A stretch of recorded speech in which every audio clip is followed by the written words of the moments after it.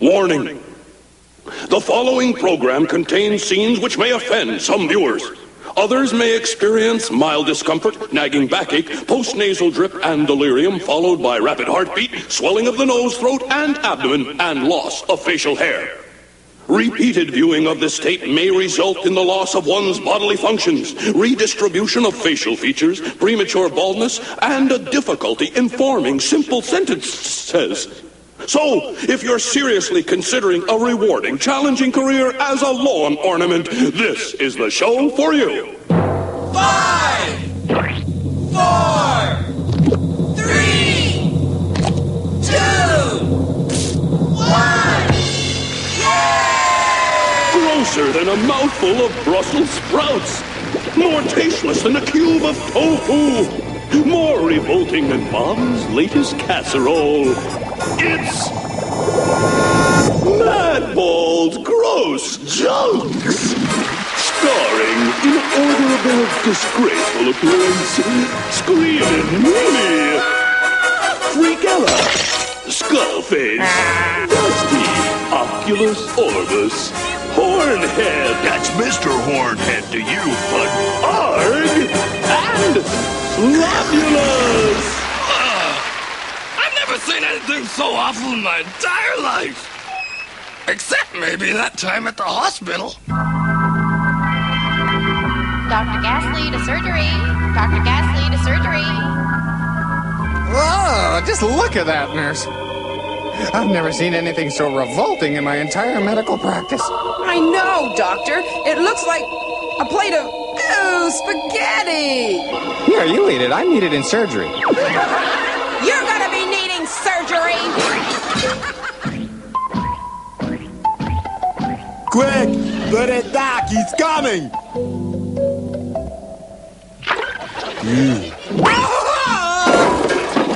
Has the patient been anesthetized? I can't tell, Doctor. He's out cold. Say, that's a real nice toupee you've got there, Doctor. What is it? Spaghetti? Yep, it's spaghetti, all right.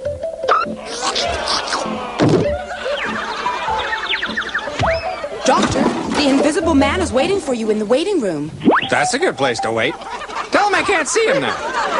Hey, that's a good one, huh, Slob? Invisible man, can't see him. That Dr. Gasly is such a cut-up. Yeah, he always leaves me in stitches. Doctor, I think this patient's gonna croak. What's the matter? Has he got a frog in his throat? He kills me. He kills most of his patients, too. You know, Slob, I had a funny doctor like that once, man, but I had to stop going to him. How come, Arg? He cost me an arm and a leg. Aha! I think I found the cause of the problem. He has this ugly pink thing growing inside his head. Doctor, how long can a madball live without a brain? Well, I don't know, Skullface. How old are you?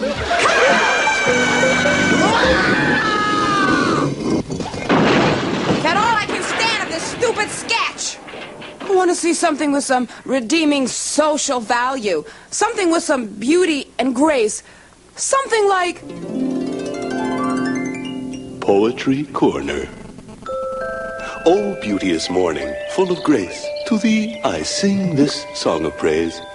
The morning dew upon the leaves, the gentle sway of the trees. Upon a morning such as this, I venture forth, all full of bliss. Across a fragrant grassy knoll, it warms my heart and fills my soul. Until at last upon a hill I sit and listen very still to singing bluebirds in the sky and crickets chirping quite nearby and gentle music of a spring. I'm filled with joy, my heart doth sing. You know, I have just one thing to say about that poem.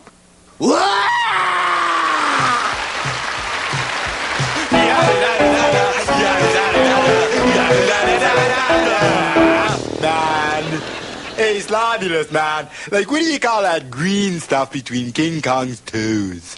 I don't know. What? Slow Madballs. I don't get it. You get it? I got it. We take you now to a delightful little eating establishment on the Lower East Side. How many times do I have to tell that moron all deliveries are to be made to the rear? Hey, waiter, do you serve disgusting little balls of slime here? Oh, sure, man, like we serve anyone. What do you have? Do you have pig's knuckles? Of course, man. Well, wear gloves, and no one will notice. Hey, Dusty, do you remember what we had the last time we ate here? Yeah, stomach cramps. Boy, I'm so hungry, I could eat a horse. Well, you're in luck then. Horse is one of their specialties. Boy, there isn't much to eat on this menu. Oh, that's too bad. I found a bunch of spaghetti and a squash bug on mine. No, sure. Rub it in. Waiter, I'd like something that'll stick to my ribs. How about a glass of rubber cement, man? No. A little meatier. Oh, yes. This'll be fine. And what will Madame be having? I'm not very hungry. Just bring me a glass of embalming fluid, please. Very well. And put a head on it, would you? You know, Screaming, I feel like a pizza. Yeah, you look like one too, Bash Brain. Hey, this stuff's great. What do you call it? Lemon air freshener. This soup tastes kind of funny. That's not soup. It's Slav foot bath. You moron! Why didn't you tell me? I thought we could share it. Honestly, Slobulus, you aren't fit to eat with pigs. I am too. Hey, wait a minute. I didn't order cow's tongue.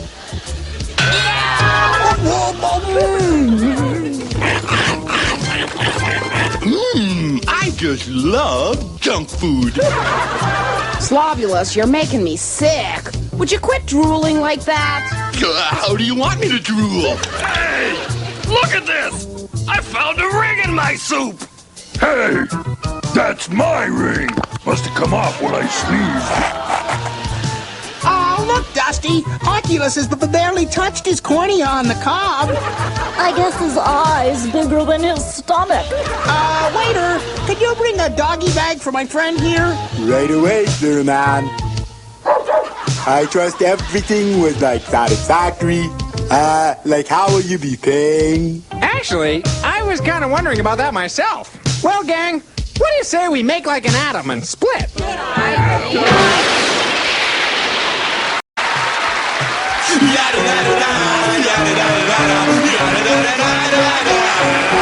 Or something. By the way, man, how's your job at that tissue factory? We're on strike. Everybody's going to picket this week. I hope you don't blow it. It's time now for Lifestyles of the Poor and Wretched, the show that takes you behind the scenes for a candid view of life at the very bottom. On today's show, we will be examining the truly deplorable lifestyle of borderline psychotic Mr. D.B. Bashbrain III. Yes, from an unlikely start in a cesspool in Wyoming, Douglas Sock-up-his-nose Bashbrain has gone on to fulfill his lifelong ambition of a career totally devoid of any meaning or interest to anyone. His early childhood was marred by the chronic illness of his family, friends, and relations. In fact, all those who came in contact with him. During the war years, Mr. Bashbrain's lack of skill earned him the rank of chief mine detector. This is the post-military college attended by Mr. Bashbrain, and it was here that he was voted least likely to succeed at any endeavor he could possibly undertake, no matter how stupid. Mr. D.B. Bashbrain III was not one to disappoint his fellow classmates. Today, he lives high atop this mountain, safely within the restricted zone of the Nevada desert. Here we see the squalor that Mr. Bashbrain calls home. Built at a cost of nearly 4 million lives, this house stands today as a monument to insufferably bad taste in architecture. Mr. Bashbrain now devotes his time to his hobbies, peeling things off other things, and watching the radio. Yes, friends, here we have proof positive that no matter how bad you've got it, somebody's got it a whole lot worse. Unless, of course, your name happens to be Mr. D.B. Bashbrain III, spotlighted today on Lifestyles of the Poor and Wretched. What do you want to do now, Org? I don't know, but I'm tired of hanging around here, man. Hey, I know. Let's go see how Skullface is doing at his new job in the cemetery. Hey, that sounds like a barrel of laughs. But how do we get to the cemetery? Easy. We'll just jump in front of a truck.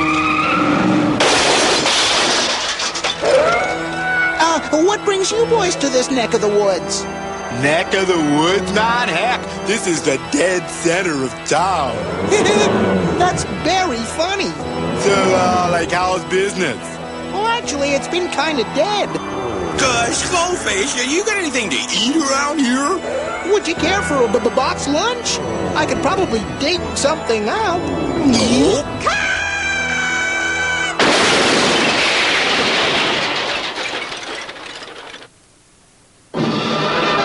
And now the part you've all been waiting for. A boring travelogue, starring someone almost as dry as her field of interest, Dusty Dustbrain. Hello and welcome. Today I have a surprise for you. This summer, the rest of the Madballs and I went on a worldwide tour spanning all 19 continents and visiting many thousands of different countries. Oops. Unfortunately, what with the cost of hotels and having to make restitution for damages, we've just about blown the entire budget for the series. As a result, we've had to cut a few corners, and tonight we'll be showing you, well, a slideshow. Hornhead, would you mind? Well, here we are arriving at the first point in our itinerary, New York City. Just look at those skyscrapers. Here we have the world-famous Statue of Liberty, symbol of freedom and, good sportsmanship. Oh, this is us leaving New York. Unfortunately, we only had time for a short visit. We were on our way to Europe. And here we are. Wait a minute. We had this one already. Hornhead, change the picture. Oh, here's a shot of our plane. Here we are arriving in Europe.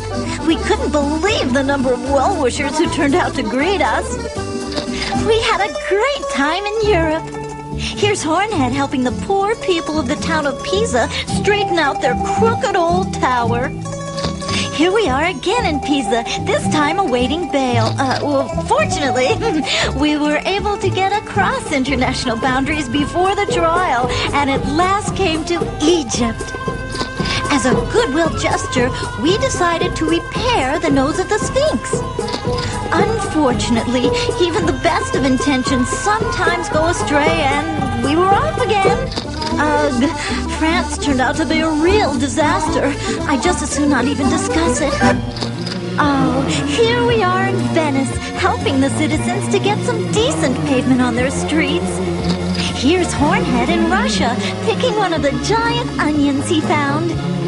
The Russians were very kind to us and even let us work in one of their salt mines till we were able to escape. Here we are, homeward bound, and back home in the good old USA. What a welcome! I think the entire National Guard turned out to greet us. Well, there you have it, an in-depth look at some of the most fascinating places in the world. Until next time, if there is one, toodaloo! Uh-oh!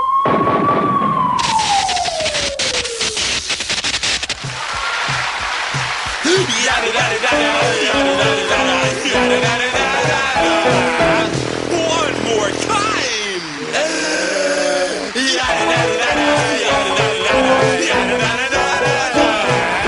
Like, hey, Slobulus, like, what did the fly say after he hit the windshield of a car going 60? I don't know. What? I haven't got the guts to do that again. I don't get it. You get it now? I got it. Hey! Come here. I want to talk to you. Now look, I've had about 3 lines since this lousy show began.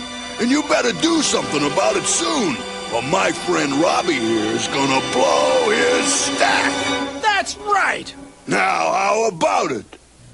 Presenting, by special request, Mr. Hornhead's big musical number. Wait a minute. I didn't say nothing about no musical number. Wait a minute. I don't know how to sing. Boils and warts and piggy's feet. These are the things that I loves to eat. Slugs and snails and millipedes. And don't forget the tainted meat. Oh!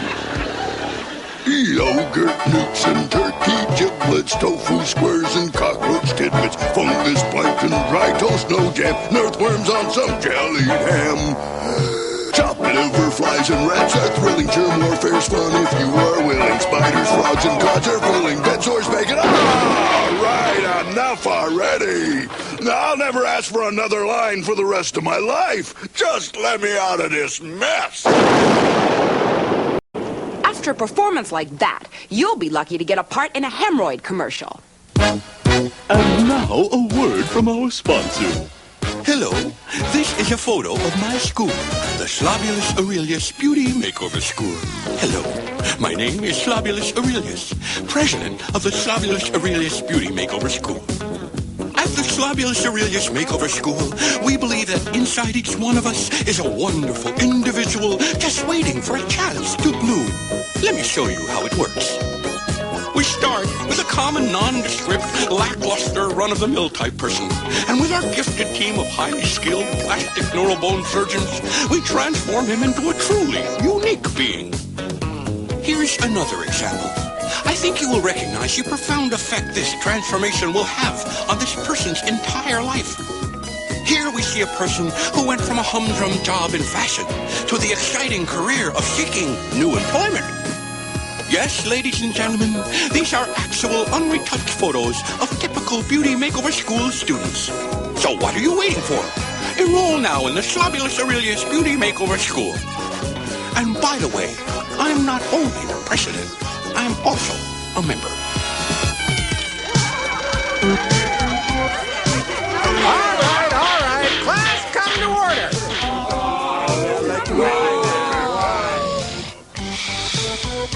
Brain? Yeah? Will you please tell me why you're asleep on your desk? Because I was tired. I was up till midnight studying. What time did you start? 11:55. Well, next time, start a little earlier. Remember, the early bird catches the worm. But I already got worm. All right, class, book reports. Hornhead, would you please read yours? I didn't have time to do it. It took me all week just to finish the book. A whole week to finish a 10-page book? Yeah, I guess I wasn't very hungry. That's what I call a full-course meal. All right. Arg, will you read us yours? Okay. My book report by Arg. It was okay. Wow. Did you write that all by yourself? Yep, man. Right out of my head. You must be. Well, your book report gets a 0. Oh, I don't think I deserve a 0 on this, man. Neither do I, but it's the lowest mark I can give. All right. We'll try something easier. Slobulus, what's 2 plus 2? 6? No, it's not 6. It's 4. Well, I just missed it by 1. This is hopeless. I give up. Hey, Arg, what are you going to be when you get out of school? At this rate, man, a 300-year-old Madball. As far as I'm concerned, Frikella, there's just one thing I want out of school. Really? What's that? Me! Gee, Arg, this is sort of boring. Do you know any good games we could play? Well, there's always... Name that smell! And here's your host who smells as bad as he looks, Numb Skullface!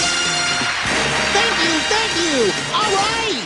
Today's smell sensation hidden inside this crate has a unique stench all its own. Each contestant is allowed one guess, and the winner will receive a free frontal lobotomy. Are you ready to play, contestants? Yeah! Turn it on, Freakella. All right, Screamin' Meanie, you're first. Name that smell. Dead fish! Baby gorilla diapers? You're close, but that's not it. Slobulous. Rotten eggs! My gym suit! No, that's not it either. All right, Dusty. It's all up to you. Ew! The bubonic plague? I don't know. Just turn it off. I'm sorry. I'm afraid none of you has guessed it. Freakella, show them what's in the box. Golly! I thought you guys knew me better than that. Our time is up. But be sure to join us next week when it's time once again to play. Name that smell! Well, here we are, gang. Our show's almost over, but we haven't come up with an idea for the grand finale. Hey, how about the old Madball in the blender gag? Yeah, or maybe use a microwave, to show how trendy we are. No. We need something that will really sum things up. Something that says it all. We need something that will really show the audience who we are and what we stand for.